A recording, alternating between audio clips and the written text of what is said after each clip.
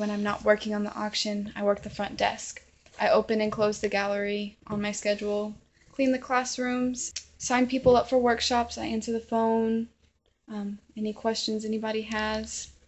For the auction, I correspond with the artists. I get all their information, to their print information, to getting the print here, to any questions they may have in the process.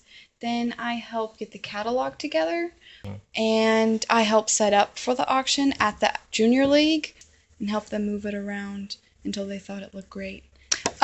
We have an art committee and a host committee, and the art committee meets June, July, August, September. And the first meeting in June, everyone that's on the art committee brings a list of artists that they would like to have in the auction, and they're either people that they know personally or they know a gallerist who represents that artist, and then we look through their website, and if everyone agrees that they would be good for the auction, then they're potential artists to ask. And then so does it have to be a unanimous decision? No, majority. Oh, okay. And it's like something that most people would like, that would have a good chance of someone buying.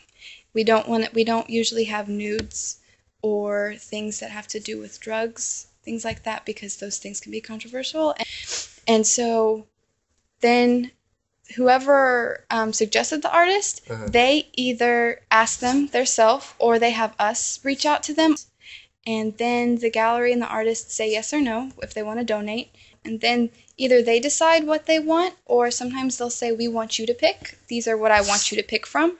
Or you can pick anything of mine. Tell me what you want. I'll tell you yes or no. It's kind of different for every artist. But there are certain artists that are like, I want to donate this one specifically. And then so we have to take that one, even if it's one that we may not want. If they've agreed to donate and they want to donate that one, we have to accept it. Oh, okay. You know? Yeah.